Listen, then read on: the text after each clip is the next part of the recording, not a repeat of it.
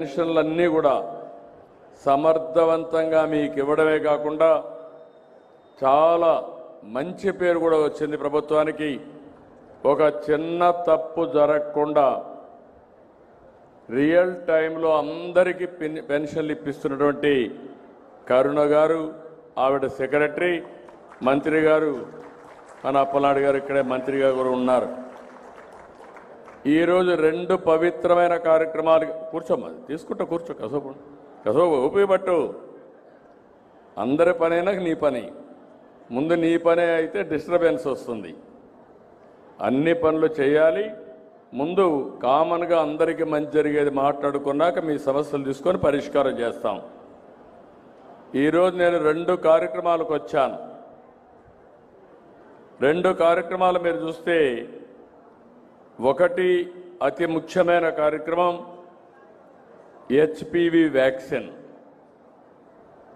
ఈరోజు భారతదేశంలో ఈ హెచ్పివి వ్యాక్సిన్ తీసుకొచ్చారు మన ప్రధానమంత్రి నరేంద్ర మోడీ గారు. దీనికి కారణం చాలామందికి క్యాన్సర్ వస్తూ ఉంది. అందులో కూడా మీరు చూస్తే ప్రపంచం మొత్తం నాన్ కమ్యూనికబుల్ డిసీజ్ వచ్చి 74% మరణాలు జరుగుతున్నాయి. ఇందులో 63% మన దేశంలో ఉన్నాయి. మన దగ్గర ఇంకొంచెం పెరిగి 68% ఉన్నాయి. దీనికోసం ఇంకొక పక్కన మీరు ఒకసారి చూస్తే, ఈరోజు క్యాన్సర్లో 2021 ప్రకారం మన దగ్గర 29,379 మంది, 25కు 32,657 మందికి పెరిగే పరిస్థితి వచ్చింది. ఇందులో ఆడవాళ్ళకి ఎక్కువ క్యాన్సర్ వస్తూ ఉంది. ఈ విషయం కూడా మీరు గుర్తుపెట్టుకోవాలి. బ్రెస్ట్, రొమ్ము క్యాన్సర్ కానీ, సర్వైకల్ క్యాన్సర్ కానీ ఎక్కువ మహిళల్లో వస్తుంది. అదే మరి మగవాళ్ళల్లో మిగిలిన వాళ్ళని మీరు చూస్తే నోటి క్యాన్సర్ మగవాళ్ళలో ఎక్కువ వచ్చే పరిస్థితి వస్తూ ఉంది. ఇది చూసిన తర్వాత మన రాష్ట్రంలో మనం సర్వైకల్ క్యాన్సర్ రాష్ట్రంలో ప్రధాన సమస్యగా మారింది. 1,00,000 మందిని టెస్ట్ చేస్తే 15 మంది నుంచి 20 మంది వరకు సర్వైవల్ క్యాన్సర్ వస్తూ ఉంది. ఇది రాకుండా ఉండాలి అంటే ఒక వ్యాక్సిన్ ఇవ్వాలి. ఆ వ్యాక్సిన్ పేరే హెచ్పివి, హ్యూమన్ పాపిలోమా వైరస్. ఈ వ్యాక్సిన్ ఇచ్చే పరిస్థితికి వచ్చాం. ఈ వ్యాక్సిన్కు మామూలుగా అయితే 4,000 రూపాయలు ఖర్చు అవుతుంది.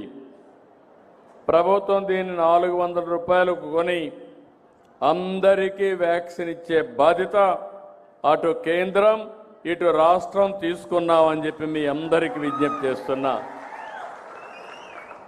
దీనికి కూడా ఒక ప్రాధాన్యత క్రమంలో తీసుకోవాలని, ఎవరైతే 10th class, 9th class, 10th క్లాసులో ఉండి 14, 15 సంవత్సరాల వయసు ఉండే పిల్లలందరికీ ఇవ్వాలని ఫేజ్ 1లో ఒక కార్యక్రమం పెట్టుకున్నాం.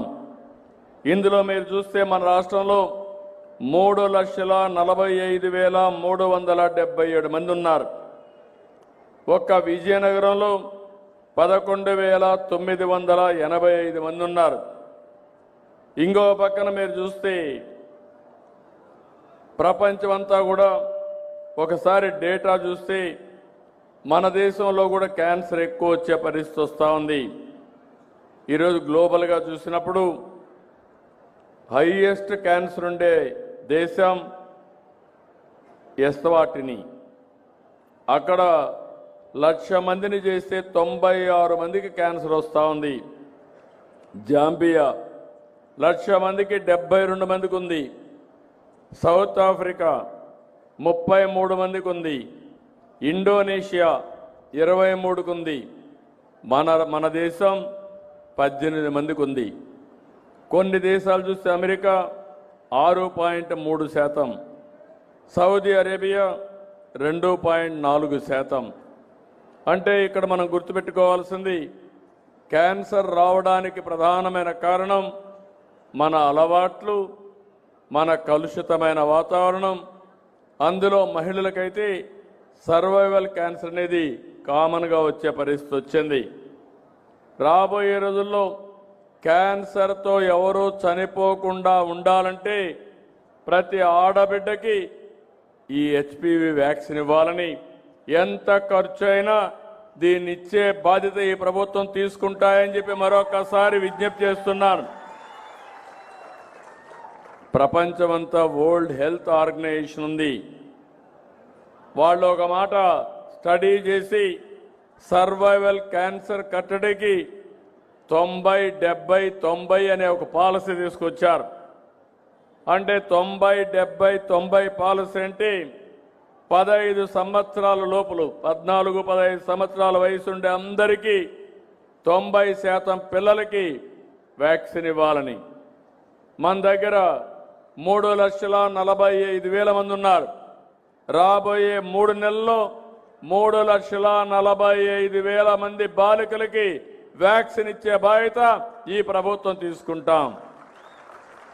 ఇంకో పక్కన 35-40 సంవత్సరాల వయసులో ఉండేవాళ్ళు 70% మహిళలకు స్క్రీనింగ్ చేయాలని, స్క్రీనింగ్ చేసి గుర్తించిన వాళ్ళల్లో 90% మందికి చికిత్స చేయాలని రెండో ప్రోగ్రాం పెట్టుకున్నారు.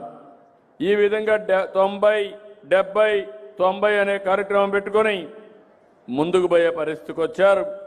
ఈరోజు మీరు చూస్తే వ్యాక్సిన్ కోసం కోల్డ్ చైన్ పాయింట్లు పెట్టాం. 1,645 మంది సిబ్బంది పనిచేస్తారు. అంటే మామూలు పాయింట్లు ఉంటాయి.